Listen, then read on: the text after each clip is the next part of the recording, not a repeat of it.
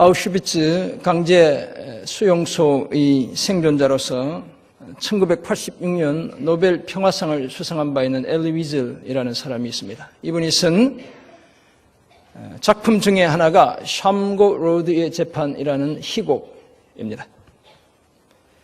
1649년 우크라이나의 드네프르강 주변 마을인 샴고 로드에서 일어났던 유대인 집단 학살을 배경으로 하고 있습니다. 증오가 이기고 죽음이 승리를 거두었다고 생각되던 그때 살아남은 극소수의 생존자들의 대화 형태로 쓰여져 있습니다. 사실 이 유대인들을 혐오하는, 유대인들을 싫어하는, 유대인에 대한 편견을 나타내는 반유대주의, anti-Semitism, 이 반유대주의는 어제 오늘의 문제가 아니었습니다. 주 11세기부터 시작된 십자군 전쟁, 그리고 14세기에 스페인에서 벌어진 종교 재판을 통한 마녀 사냥에서 가장 많이 희생된 사람들이, 민족이 바로 유대인들이었습니다. 우리가 잘 아는 20세기 독일의 나치에 의한 홀로코스트의 희생자들도 거의 90%가량이 유대인들이라고 말합니다. 아무튼 그런 유사한 비극이 17세기에 샴고 로드라는 곳에 있었고, 희곡의 등장인물들이 나누는 대화의 주제는 과연 이런 큰 비극의 책임이 누구에게 있는가? 이런 큰 고통의 책임은 누구의 책임인가? 라는 바로 그 문제였습니다. 그리고 그 결론은 책임이 하나님에게 있다는 것입니다. 그래서 그들은 하나님을 피고로 삼아 재판의 자리에 앉게 했습니다. 하나님에 대한 재판이 벌어지는 것입니다. 왜냐하면 하나님의 책임이라고 결론을 내리지 않으면 우리 인간이 겪는 어처구니 없는 그 고통의 문제에 대한 해답을 찾을 수 없다고 생각했기 때문에 그런 것입니다. 이처럼 우리 인간은 누구나 다른 사람을 쉽게 판단하려는 경향을 가지고 살아갑니다. 그래서 심지어 하나님을 판단하기 위해 재판까지 여는 존재가 바로 우리 인간인 것입니다. 그래서 샴고 로드의 재판에 등장인물들은 하나님을 피고로 법정에 세우고 있는 것입니다. 이런 맥락에서 원래 이 작품이 프랑스어로 쓰여졌는데 영어로 번역하면서 영어 번역본의 제목은 하나님에 대한 재판, The Trial of God 이라고 번역되어 있습니다. 하나님을 재판한다는 것이죠. 극심한 고통의 문제 때문에 하나님까지 피고로 세워 재판에 회부할 정도이니 사람들 서로 간에 판단하는 것은 식은 죽먹기나 다름없는 것입니다. 이 시대에 무수히 많은 판사들, 검사들, 변호사들이 밥을 잘 먹고 사는 이유도 어떻게 보면 서로 판단하기 좋아하는 수많은 소송의 당사자들이 있기 때문에 그런 것입니다. 내가 옳다고 주장하는 많은 사람들이 있기 때문에 그런 것입니다. 그리고 예수를 믿는 저와 여러분이라고 해서 별반 다르지 않습니다. 오늘 보면 로마서 2장 1절에서 16절에 따르면 복음이 막 전파되기 시작하던 그때에 로마 교회 성도들도 그러했다는 것입니다. 복음이 아주 따끈따끈하던 그때에 로마 교회 성도들도 그러했다는 것이죠. 함부로 다른 사람을 판단하는 사람들이 있었던 것입니다. 내가 혹시 하나님의 진노의 대상은 아닌지 나 자신부터 살펴보아야 함에도 불구하고 내 눈에 들보는 보지 못하고 남의 눈에 티를 먼저 보는 그런 사람들이 있었던 것입니다. 그런 사람들을 향한 메시지가 오늘 본문 속에 담겨 있습니다. 그런 사람들은 자신의 고집과 회개하지 않는 마음 때문에 하나님의 의로운 심판에 따른 진노를 피할 길이 없다는 것입니다. 그 진노를 쌓고 있다는 것입니다. 따라서 그 진노를 피하기 위해서는 함부로 판단하지 않아야 하고 참고 선을 행해야 하며 율법의 정신과 선한 양심을 지켜야 한다고 오늘 본문이 가르쳐주고 있습니다. 이처럼 오늘 보면 로마서 2장 1절에서 16절은 진노의 날, 곧 하나님의 의로운 심판이 나타나는 그날에 하나님의 진노를 피할 수 있는 비결 몇 가지를 저와 여러분에게 가르쳐주고 있습니다. 먼저 함부로 남을 판단하지 않아야 합니다. 함부로 남을 정죄하지 않아야 한다는 것입니다. 둘째, 악을 그치고 선을 행해야 합니다. 그리고 끝으로 율법의 정신과 선한 양심을 지켜야 한다는 것입니다. 지난주 말씀에 따르면 불의로 진리를 막는 자들은 하늘로부터 나타나는 하나님의 진노를 피할 길이 없습니다. 그리고 그런 자들은 뭐라고요? 내버려둠을 당한 자들이라는 것입니다. 하나님으로부터 유기된 인간들이라는 것입니다. 오늘 본문은 진노의 대상이 되는 그런 사람들을 바라보며 자기 우월감에 젖어 살아가는 또 다른 사람, 그래도 나는 괜찮아, 나는 저 사람보다 나아 라고 생각하며 살아가는 그런 사람들을 염두에 두고 써내려가는 글인 것입니다. 우리가 잘 알지만 잘난치 않은 사람들의 특징 중 하나가 다른 사람을 쉽게 판단하는 것입니다. 제가 이 설교를 준비하면 자꾸 저 생각이 나요. 우리 아내가 저보고 늘 그런 얘기를 하기 때문에.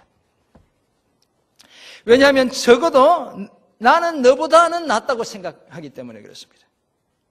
우리가 다 그렇게 생각하잖아요. 그래도 내가 니보단 나아. 속으로 생각하시죠? 아니면 이렇게 생각하죠. 적어도 나는 너보다는 덜 악해. 그래, 너만큼은 아니야.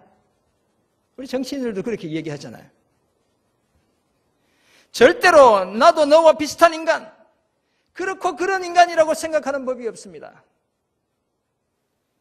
무슨 근거를 찾더라도 자신이 더 낫다는 사실을 증명해 보이려고 혈안이 되어 있는 그런 존재가 바로 저와 여러분인 것입니다.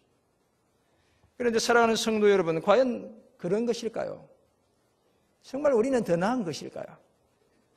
정말 나는 너보다는 더 나은 인간일까요? 아니면 적어도 나는 너보다는 덜 악한 그런 인간일까요?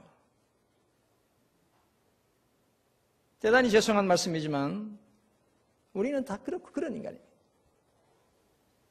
자기 자랑은 도토리 기저귀에 불과한 것입니다.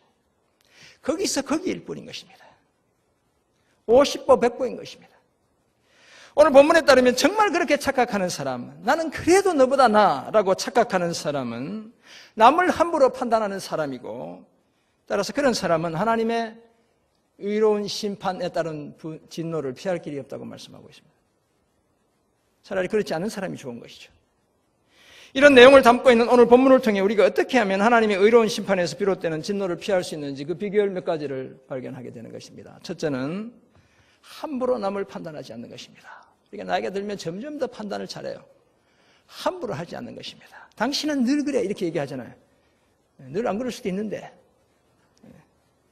1절에 보면 남을 판단하는 사람은 판단의 대상이 되는 사람이 그 어떤 사람이든지를 불문하고 그 일로 인해 자신을 스스로 정죄하게 된다는 것입니다. 무서운 얘기죠. 남을 판단했는데 그걸로 나를 정죄한다는 것입니다. 여기서 남을 판단한다는 그 말도 크리노라는 단어가 사용되는데 사실은 그 의미 속에 판단하다 뿐만 아니라 정죄하다라는 의미가 담겨 있습니다. 윗선적인 자기 의의를 가지고 누군가를 판단하는 것은 결국 자신을 정죄하는 행위, 네가 죄인이라고 스스로 말하는 것이다 라고 사도 바울이 이야기하는 것입니다. 우리 한자성어에 자승자박이라는 말이 있습니다. 자기가 만든 동아줄로 자기 몸을 칭칭 묶고 만다는 것입니다. 그런 어리석은 짓을 하는 것이라고 말하는 것입니다. 그래서 예수님도 마태복음 7장 1절과 2절에서 이렇게 말씀합니다. 비판을 받지 아니하려거든 비판하지 말라. 너희가 비판하는 그 비판으로 너희가 비판을 받을 것이요 너희가 헤아리는 그 헤아림으로 너희가 헤아림을 받을 것이니라. 제가 우리 아내에 대해서 이런저런 얘기를 하면 저희 아내가 그걸 꼭 기억했다가 똑같이 저한테 돌려줘요. 오늘 주님이 이야기하시는 너희가 비판하는 그 비판으로 너희가 비판을 받을 것이요 너희가 헤아리는 그 헤아림으로 너희가 헤아림을 받을 것이니라. 네, 꼭 앵무새처럼 똑같이 저한테 되돌려주는 모습을 보게 되죠. 더구나 함부로 내린 판단 때문에 그렇게 정죄당하는 것에 대해 아무런 변명도 할 수 없게 된다는 것입니다. 왜냐하면 자신이 심판자가 되어 누군가를 정죄하는 것, 이것은 사실 엄청난 죄악이기 때문에 그런 것입니다. 판단하고 정죄하는 것은 누구의 몫입니까? 하나님의 몫인 것입니다. 근데 내가 하고 있는 것입니다. 우리 인간의 몫이 아닌 것입니다. 거기에다 더 큰 문제는 그렇게 다른 사람을 판단하면서도 자신은 판단의 대상이 되는 그 사람이 하는 짓과 똑같은, 자기가 욕하면서 똑같은 불경건하고 불의한 일을 계속하고 있다는 것입니다. 사실 말이 되지 않는 것이죠. 나부터 고쳐야 되는데 똑같은 짓 하면서 네가 잘못하고 있어라고 이야기하고 있다는 것입니다. 이런 일, 곧 1장 후반부에 언급된 하나님으로부터 내버려둠을 당할 그런 일을 행하는 사람에게는 하나님의 심판이 진리대로 이루어진다고 오늘 본문 2절이 말씀합니다. 전혀 편견이 없는 100% 공정한 아무도 항소할 수 없는 심판이 이루어진다는 것입니다. 아마도 로마교회 성도들 중 유대인 그리스도인들이 율법이라는 잣대로 회심한 이방인 그리스도인들 또는 불신자들을 함부로 판단했을 것 같습니다. 그런데 그렇게 판단하는 저들이 사실은 불의로 진리를 막는 그런 일을 계속 행했던 것입니다. 그것도 마치 3절 보면 자신들은 하나님의 심판에서 비껴나 있는 것처럼 착각하며 남을 판단하는 데 혈안이 되어 있었던 것입니다. 그래서 사도 바울은 저들에게 이렇게 말씀하고 있죠. 4절에 하나님의 인자하심이 회개에 이르게 한다는 사실을 알지 못해 그 인자하심과 용납하심과 길이 참으심을 멸시하는 것이냐? 라고 묻고 있는 것입니다. 하나님의 긍휼에서 비롯되는 인자하심, 용서와 인내를 자신의 회개의 기회로 삼지 않고 오히려 죄를 지어도 아무런 심판도 받지 않는다고 착각하며 계속 그런 일을 저지르고 있는 것이냐?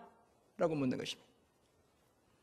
만약 5절에 따르면 자신의 고집과 회개하지 않는 마음을 따라 계속 남을 판단하는 자는 진노의 날, 곧 하나님의 의로운 심판이 나타나는 그날에 이 말 진노를 자신에게 더욱 쌓을 뿐이다 라고 말씀합니다.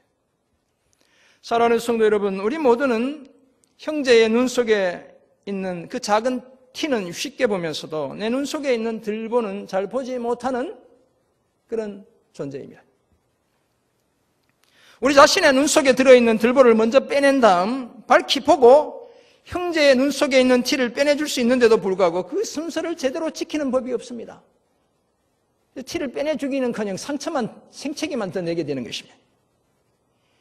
그렇다면 어떤 의미에서 우리 모두는 사실 외식하는 자들인 것입니다. 이런 경향성은 에덴 동산에서부터 시작되었습니다. 선악을 알게 하는 나무의 과실을 따먹은 후에 아담은 자신의 불순종에 대해 회개하기보다 남 탓하기 바빴습니다. 그것도 하나님이 주신 여자 때문에 먹었다며 자신의 책임을 하나님과 여자에게 전가시켰습니다. 저희 아내가 저보고도 늘 비겁하다 그래요. 책임질 일 있으면 다 자기한테 떠넘긴다고. 제가 아담의 후손이기 때문에 그런 것입니다. 그런데 하와도 마찬가지였습니다. 자신의 불순종과 교만을 탓하기보다 뱀의 유혹 때문이라고 말했습니다. 마찬가지로 오늘 우리도 나 자신의 악함과 약함은 제대로 바라보지 못하면서 다른 지체들을 너무 함부로 너무 쉽게 판단하고 나는 것입니다.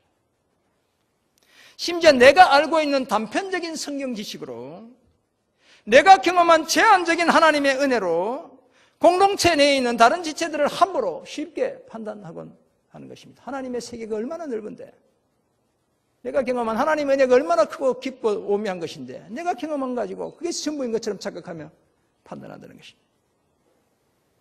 심하면 내 방식만 고집하며 나와 다른 것을 도무지 용납하지 않습니다. 그리고 일이 잘못되면 그것 봐라, 내가 그렇게 말했잖아, 이렇게 이야기하죠. 다 책임을 전가하는 것입니다. 나에게는 마치 아무런 책임이 없는 것처럼. 그렇다면 이것은 어떤 측면에서는 극단적인 율법주의와 다름없습니다. 율법의 저주 아래로 다른 지체들을 끌고 가는 것입니다. 내가 생각하는 옳다고 생각하는 그 율법으로 다른 지체들을 끌고 가는 것입니다. 그런 사람은 결국 진노의 날, 하나님의 의로운 심판의 날에 하나님의 진노를 피할 길이 없는 것입니다. 그러므로 이제 우리는 함부로 판단하고 정지하는 일을 그쳐야 합니다. 여러분 참견하고 싶죠? 얘기해주고 싶죠? 참아야 합니다. 교회에서 특히 조심해야 합니다. 다른 지체들의 약함이 판단의 근거로 작용되는 것이 아니라 나를 영적으로 되돌아보는 계기가 되게 하는 것입니다. 약해 보이는 거 있죠? 얘기해주고 싶은 거 있죠? 아, 내가 그렇지 않을까? 나를 돌아보는 거울이 되어야 한다는 것입니다. 그리고 할 수만 있다면 조용히 내가 그 연약함을 감당하는 것입니다. 말로 하지 말고 조용히 감당해 주는 것입니다. 뿐만 아니라 하나님의 인자하심과 용납하심과 길이 참으심이 나를 위한 것이라는 사실을 기억해야 합니다. 저 사람을 위한 것이 아니고 오늘 지금 나를 위한 것이라는 사실을 우리는 기억해야 하는 것입니다. 그래야 하나님의 공의로운 심판에 따른 진노로부터 벗어날 수 있습니다. 함부로 남을 판단하기 전에 나 자신부터 헤아리는 그런 저와 여러분 모두가 되시기를 주님의 이름으로 축원합니다. 하나님의 진노로부터 벗어날 수 있는 두 번째 비결로 재미있는 이야기를 해드려야 되는데 맨날 이런 이야기해서 정말 죄송하네요. 악을 그치고 선을 행해야 합니다. 하나님을 믿는 우리는 때로는 인과응보의 원리에 대해 거부감을 가지고 있습니다. 왜냐하면 은혜란 것은 1 더하기 1은 2가 아니고 1 더하기 1은 10도 되고 100도 되고 이런 거니까 그런 원리에 대해 우리가 거부감을 가지고 있죠. 또한 인과응보의 원리는 자칫하면 공로주의를 조장할 수도 있습니다. 아, 열심히 하면 다 구원도 받을 수 있는 거구나. 착하게 살면 천국 가는구나. 맞는 말인 것 같은데 틀린 말이잖아요. 인과응보의 원리를 잘못 주장하면 그런 일들도 생긴다는 것이죠. 그리고 실제로도 하나님의 역사는 원인과 결과라는 단순한 방정식을 뛰어넘어 나타나기도 하는 것입니다. 그것이 우리가 믿음으로 경험하게 되는 복음의 신비이며 능력입니다. 예를 들면 우리는 죽었다 깨나도 의롭게 될 수 없는 존재예요. 천국 갈 수 없는 존재예요. 믿기만 하면 의롭게 여겨주시고 천국 가게 해주신대. 이건 인과응보로는 설명이 안 되는 것입니다. 특별한 은혜의 법칙으로만 설명되는 것입니다. 그러나 하나님의 모든 섭리가 다 인과응보의 법칙을 벗어나는 것은 결코 아닙니다. 그러면 질서가 없어지는 것이죠. 하나님이 만든 질서 속에는 다 그렇게 원인과 결과의 법칙에 따라 흘러가게 되어 있는 것입니다. 때로는 하나님의 통치 영역 속에서도 명확하게 인과응보의 법칙이 적용되는 경우들이 허다합니다. 그래서 하나님의 말씀에 대한 저와 여러분의 반응이 거기에 상응하는 결과를 가져오게 되는 것입니다. 심판은 바로 그런 것입니다. 오늘 보면 로마서 2장 6절에서 11절이 바로 그런 경우에 해당합니다. 6절에 따르면 하나님은 각 사람에게 그 행한 대로 보응하시는 분입니다. 뭐라고 얘기합니까? 하나님께서 각 사람에게 그 행한 대로 보응하시되, 보응한다는 것은 수고나 노력에 대해 보상하고 갚아준다는 것입니다. 그렇다면 하나님도 열심히 수고한 사람에게 그 수고의 대가를 지불해 주신다는 것이죠. 인과응보의 원리를 적용하시는 분이라는 것입니다. 모두가 믿음으로 차별 없이 의롭게 되고 구원을 얻고 영생을 누리지만, 그러나 어떤 삶을 사는가에 따라 하나님의 보상이 달라진다는 것입니다. 그 구체적인 내용을 7에서 10절이 전하고 있습니다. 먼저 참고 선을 행하여 영광과 존귀와 썩지 아니함을 구하는 자에게는 뭘 주신다고요? 영생으로 갚아주신다는 것입니다. 반면에 당을 지어, 이 당을 짓다는 것은 이기적인 자기 욕심에 이끌려 이런 뜻입니다. 이기적인 자기 야망에 이끌려 진리를 따르지 않고 불의를 따르는 자에게는 뭘로 갚아주신다고요? 진노와 분노로. 하나님이 이런 법칙을 적용하시는 분이세요. 이런 자들은 악을 행하는 자들인데, 이런 자들의 영에는 뭐가 있다고요? 환난과 공고가 있게 된다는 것입니다.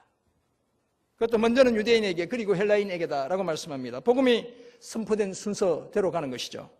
불신앙의 책임, 불순종의 책임도 먼저 유대인들에게 물으시겠다는 것입니다. 이런 자들이 환난과 공고를 당할 수밖에 없는 이유는 진리에 대해서는 불순종하고 불의에 대해서는 순종하며 살아가기 때문에 그런 것입니다. 반대로 10절 보면 선을 행하는 각 사람에게는 영광과 존귀와 평강을 주신다는 것입니다. 하나님의 영광에 참여하게 되고 하나님으로부터 존귀의 여금을 받게 되고 하늘의 평화를 누리게 된다는 것입니다. 이 심판은 종말론적인 심판을 상정하는 것이거든요. 주님에 의해 주님으로부터 존귀 여김받고 영광받고 주님이 주시는 그 평강을 누리게 된다는 것입니다. 인과응보의 원리를 거듭 말씀해주고 있습니다. 그리고 이런 심판이나 축복이 아무런 편견이나 차별이 없이 이루어질 것을 오늘 본문 11절이 말씀합니다. 왜냐하면 이렇게 얘기하고 있죠. 이는 하나님께서 외모로 사람을 취하지 아니하심이라.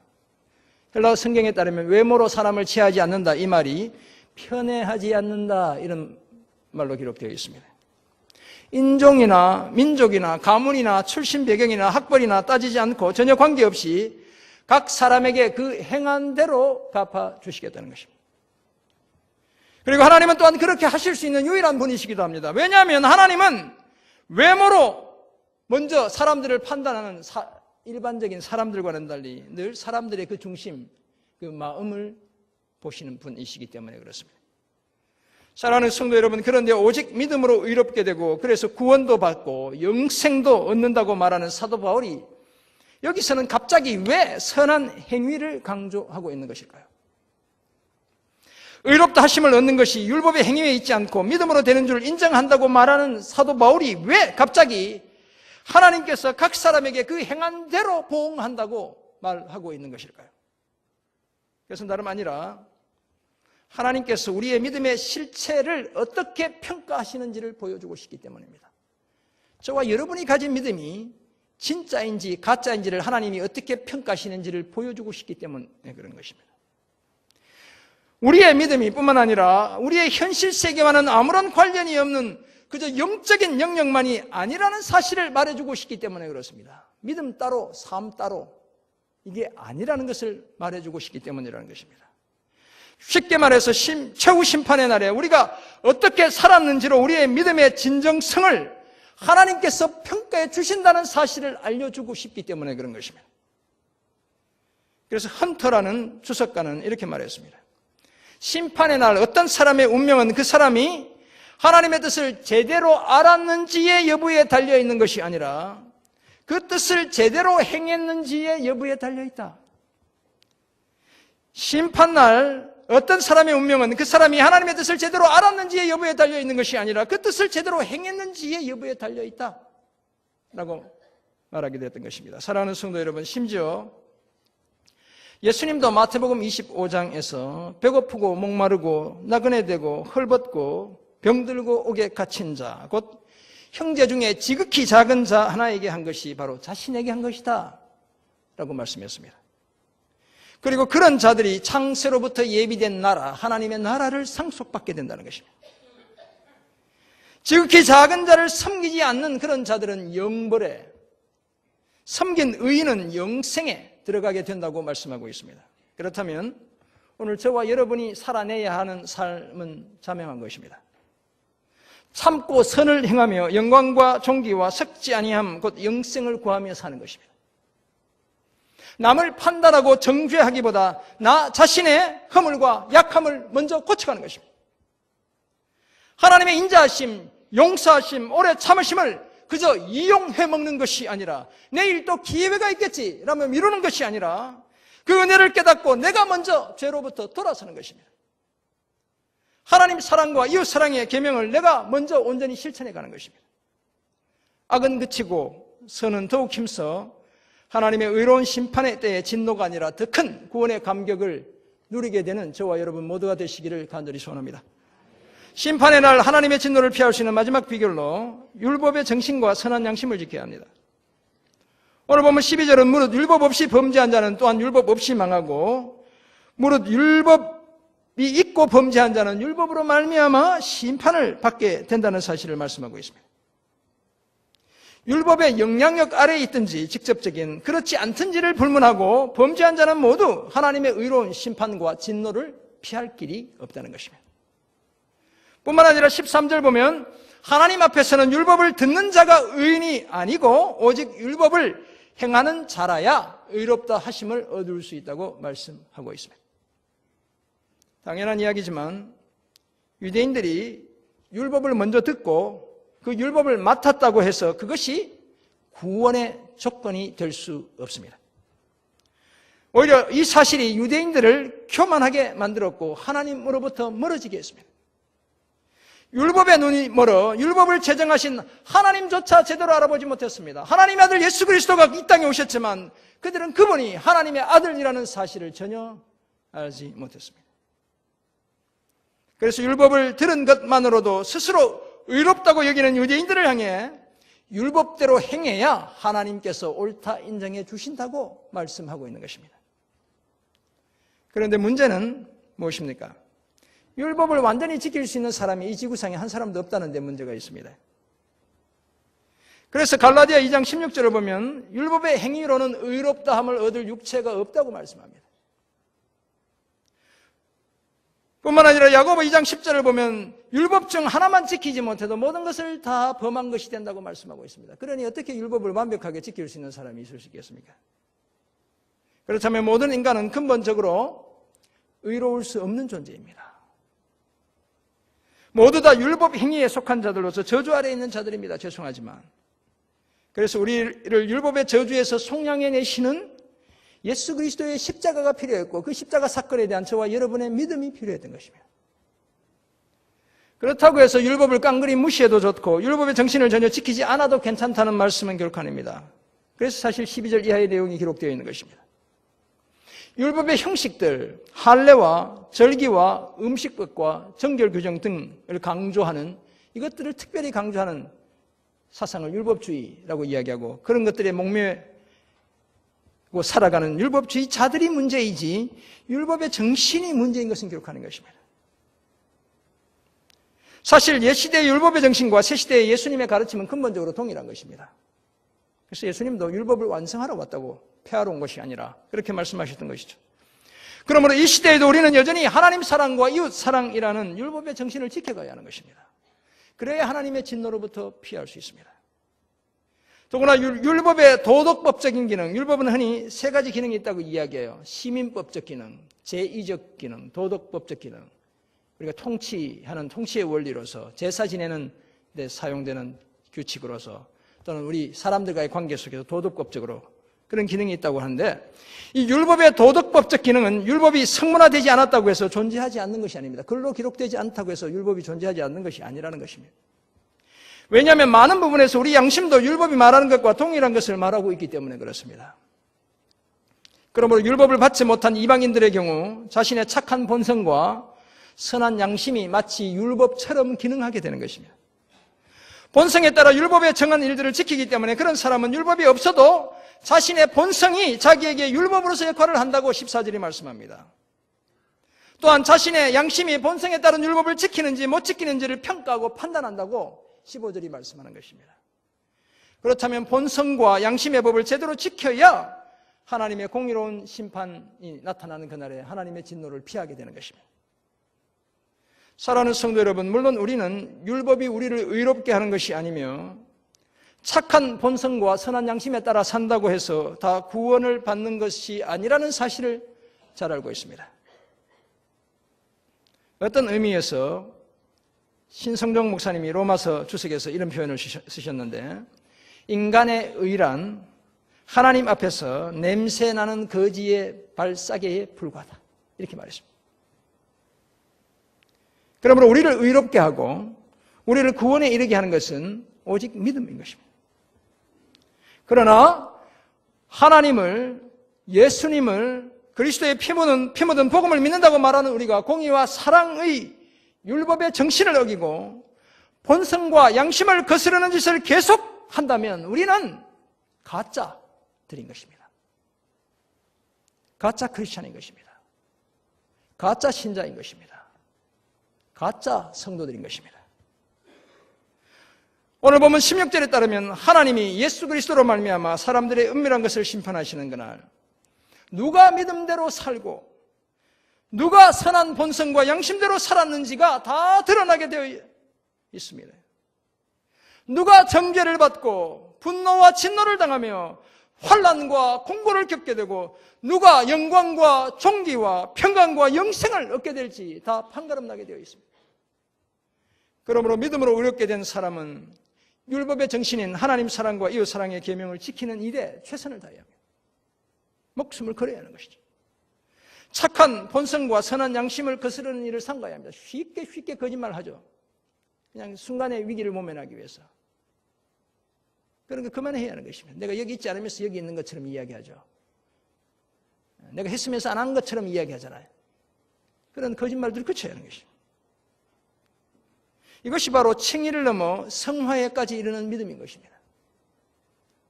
이 사실을 기억하며 율법의 정신을 지키고 착한 양심의 소리에 늘 귀 기울여 하나님의 공의로운 심판의 날에 위선자들로 정죄당하지 않고 영광과 존귀와 평강과 영생을 얻게 되는 저와 여러분 모두가 되시길 주님의 이름으로 축원합니다.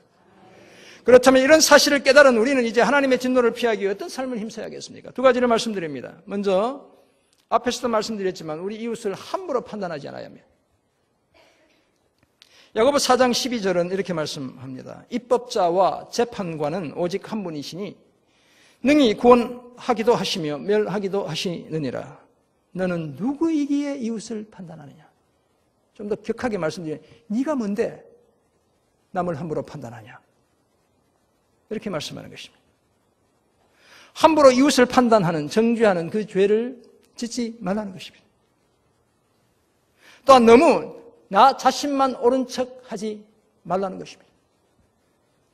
물론 회사를 경영하시는 분들, 조직의 운영이나 건강한 관계에 필요한 객관적인 평가조차도 하지 않아야 한다, 이런 말씀이 결코 아닙니다.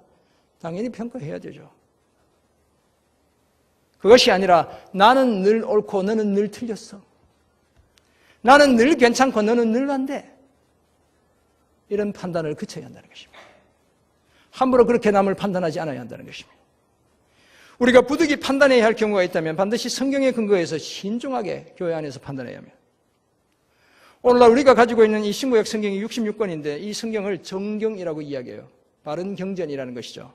진짜 성경이라는 것인데 AD 397년 칼타고 종교회의를 통해서 66권을 정경으로 하자 교회가 정한 것입니다. 근데 이 정경을 영어로는 캐논이라고 이야기합니다. 캐논, 이 카메라 캐논 같은 단어를 쓰는 것 같은데 카논이라는 헬라어에서 왔습니다. 카논의 의미는 룰, 규정이라는 것입니다. 오직 성경만이 필요할 때, 꼭 필요할 때 판단의 기준이 되게 해야 한다는 것입니다. 내 생각과 판단이 마치 성경의 권위를 가진 것처럼 착각하고 형제들을 함부로 판단하지 않아야 합니다. 왜냐하면 사람의 판단은 항상 불완전할 뿐만 아니라 스스로를 정죄하는 결과를 불러오기 때문에 그렇습니다. 우리 국가가 판단해도 잘못 판단해가지고 판결을 뒤집고 보상해줘야 하는 많은 사례들이 있는 것입니다. 이 사실을 기억하고 판단하는 일을 하나님께 맡기는 저와 여러분 모두가 되시기를 간절히 소원합니다. 두 번째 적용점, 하나님의 복음이, 그리스도의 복음이 내 복음이 되게 해야 합니다. 나의 복음이 되게 해야 합니다. 오늘 보면 16절에서 사도 바울은 복음을 이렇게 이야기하고 있죠. 곧 나의 복음에 이른 바와 같이 이렇게 말하고 있습니다. My gospel이라고 이렇게 되어 있습니다. 우리가 하나님의 복음, 그리스도의 복음, 그의 아들의 복음이라는 소리는 들어보았지만 그런데 도대체 나의 복음, 이 바울의 복음이라는 소리가 과연 무슨 얘기이겠습니까? 물론 1차적으로는 예수 그리스도의 계시를 받고 사도 바울 자신이 듣고 믿고 전한 복음을 이야기할 것입니다. 뿐만 아니라 그것은 자기 안에 체화된 복음을 지칭하는 것입니다.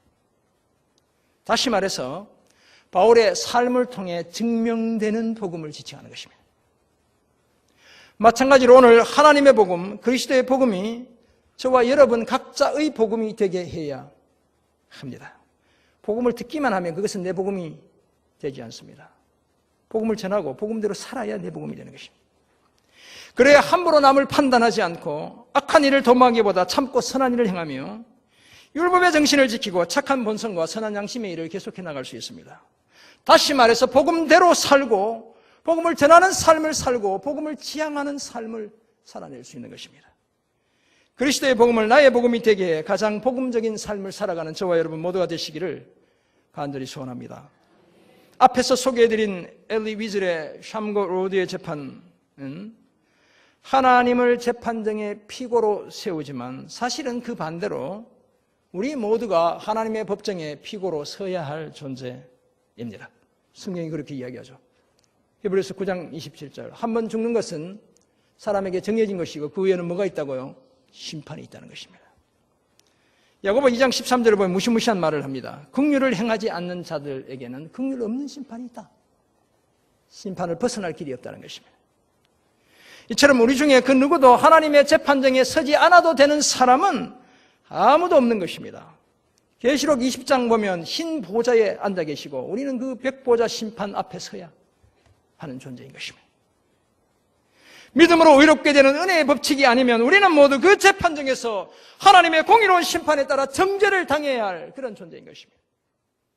다행히도 우리는 그리스도 예수 안에 있는 속량으로 말미암아 하나님의 은혜로 값없이 의롭다함을 얻은 자들이 되었습니다. 그래서 정죄나 진노 대신 영생을 보상으로 받게 되는 것입니다. 사랑하는 성도 여러분, 이런 우리가 힘써야 할 삶이 있습니다. 우리 지체들을 너무 쉽게 너무 함부로 판단하고 평가하고 정죄하지 않는 것입니다. 거짓은 버리고 참고 선을 행하여 영광과 존귀와 섞지 아니할 것들을 구하는 것입니다. 율법의 정신과 선한 양심을 끝까지 지켜나가는 것입니다. 손해보더라도. 그래서 그리스도의 복음이 이제는 내 복음이 나의 복음이 되게 하는 것입니다. 이런 삶을 힘써 심판날에 진노가 아니라 영광과 존귀와 평강과 영생을 얻게 되는 복된 삶을 소망하며 달려가는 저와 여러분 모두가 되시길 주님의 이름으로 축원합니다. 아멘. 기도하겠습니다. 하나님 아버지, 오늘 우리에게 주신 귀한 말씀을 기억합니다. 주님, 가장 복음적인 삶은 과연 무엇이겠습니까? 하나님의 진노를 피하기 위한 비결은 과연 무엇이겠습니까? 오늘 말씀을 따라 함부로 판단하지 않게 도와주옵소서. 주님, 나 자신을 돌아보는 우리 모두 되게 도와주옵소서. 악을 그치고 오래 참고 선을 행하는 우리 되게 하옵소서. 율법의 정신 아름답게 지켜내고 선한 양심까지 잘 지켜가는 우리 되게 하옵소서. 그래서 하나님 빼앗기지 않는 그 영생, 그 영광, 그 존귀 여김을 받게 되는 저희 모두 되게 도와 주옵소서. 감사드리며 살아계신 예수 그리스도의 이름으로 기도드립니다. 아멘.